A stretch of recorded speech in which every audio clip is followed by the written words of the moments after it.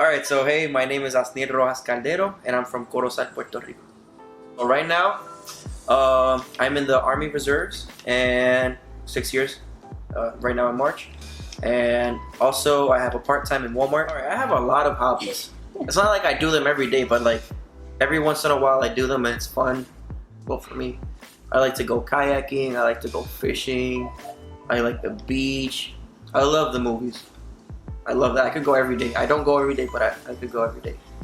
I like to be with friends. I like exploring. I like, there's so many things. Like, I find a lot of things interesting. How did you choose to go into the military? Alright, that's a really good question. I used to be in ROTC. I always liked, how could I say it? Just to be outdoors, like with a group of people, like, why not do it with the military? You know, it's like close friends. You're outdoors all the time. You get to do like a whole bunch of different things. So like, ever since I was in ROTC, in which I did 4 years in JROTC actually, which was in Florida in high school. I just fell in love with it. Like, that's where you know the basics, where you learn everything. And as soon as you go over there, everything was just natural to me. So it was really good. My childhood was like, not crazy, but it was just like awkward. So growing up, so I used to live here until like my first grade, and then after that I left, and I've been living in, well, I used to live in Florida until I was like 19. So my childhood, pretty much when I was in the States, it used to be just my mom and I and my sister and my stepdad. It was kind of weird because, like, you know, like deadbeat fathers and stuff like that. Like, he was one of them. So yeah, like certain things happened, and then it was just us on our own. My mom was 21. I think I was like 4 or 5 or maybe 6. And my sister was just born, and my mom didn't know English. She was unemployed, and then she had 2 kids, including herself, to like take care of them. And it was kind of hard at first, obviously, because she was young and didn't have a job and all that stuff. She couldn't take care of both of us at the same time, so she sent my sister to Puerto Rico back here, so she could be with her mom, my grandma, and I was just there with my mom. Yeah, I used to be alone most of the time. My mom would go work. I would stay like in the apartments. We would move a lot. I think we've moved like close to like 6 times. And then when my mom was finally a little bit more financially stable, that's when we could take back our sister, and then that's when we were together again. But other than that, like, I had a lot of good experiences growing up with my friends, obviously. Those are the ones that kept me like above water all the time. It was really fun. Yeah, I have like a lot of good memories. I wish I could take them back. I want to go back to that. I think the 2 most important values that my mom taught me were, well, I don't know if you could say values, but perseverance and to overcome yourself, pretty much. Because I mean, she's pretty successful now, like starting off with like 19, 21 years old, pregnant. Well, she got pregnant with me when she was 14. So she didn't have a childhood, pretty much. She was with me, and she had to learn to be a mom at a young age. But hey, that's a big role model that I have right now. Was your mom supportive when you got into the military? Yeah. She was the one, actually, like, I told her about it, and then she started pushing me to do it. I was gonna do it anyways, but she started actually, like, you know, being on top of me, making sure that I was going to the appointments and all that stuff, and making sure that I was studying so I could get a good ASVAB score. I remember the day that I told her that I actually got in, that I passed the ASVAB, and then I signed for 6 years. She was really happy. She was even happier when she saw me graduate. I didn't see her in a few months. Well, close to a year. And yeah, that was like amazing when I got to see her. And so, where do you see yourself going right now? Wow. That's a really interesting question, because like because I don't think anybody could see where they're going right now.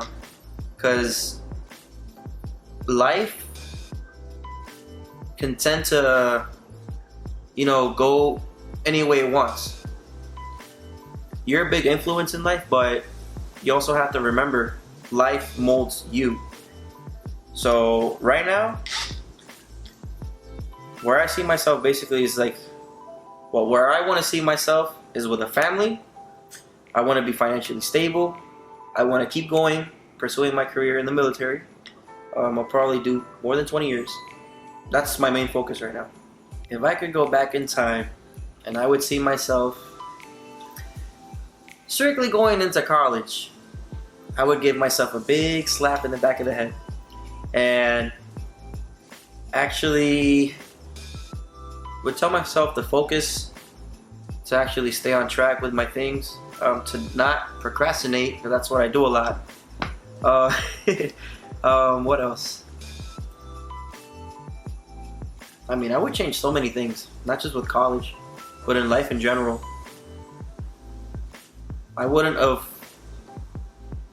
laid off the things that I actually had at the moment that I don't now and I actually want back. I think everybody has regrets. So, What determining moments do you think really marked you? college. Hey.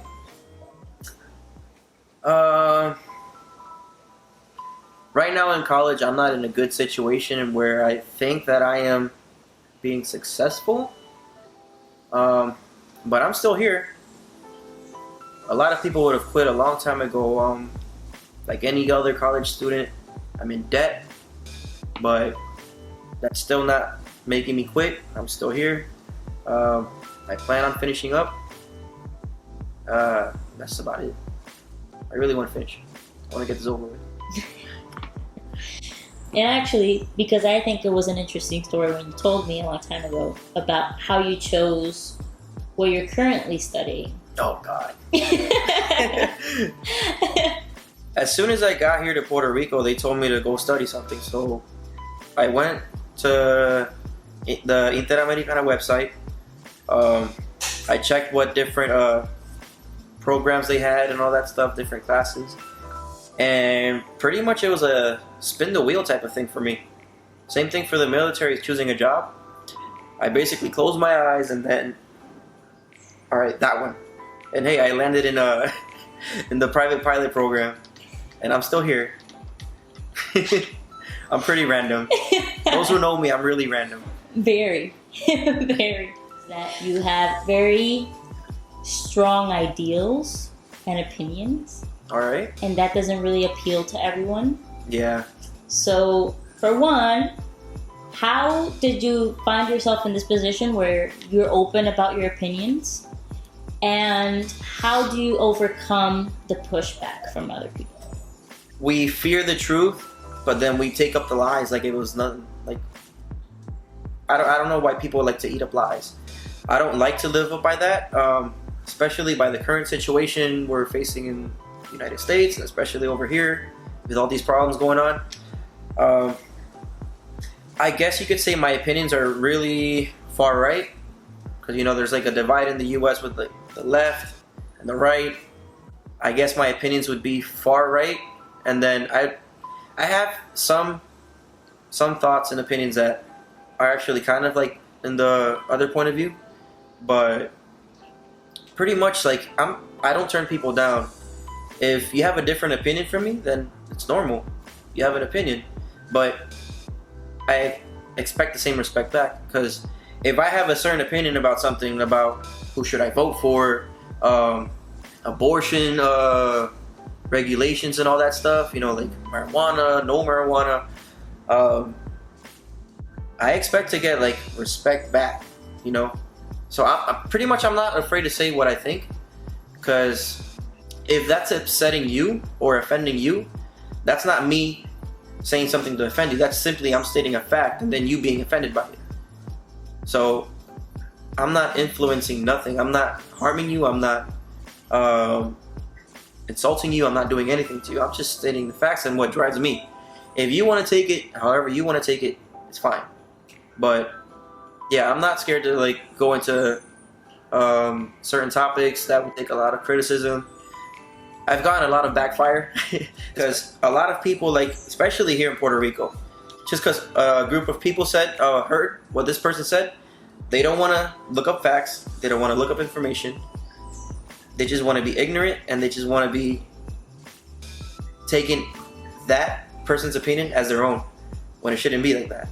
A good piece of advice for somebody would be to don't be afraid don't be afraid of what you have to say.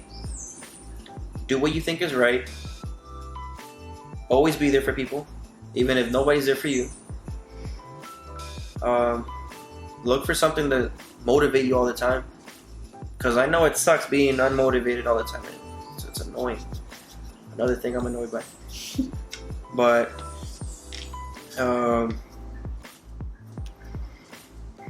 yeah, just stay active in life. Not like physically, but like emotionally, mentally, everything. Just be there.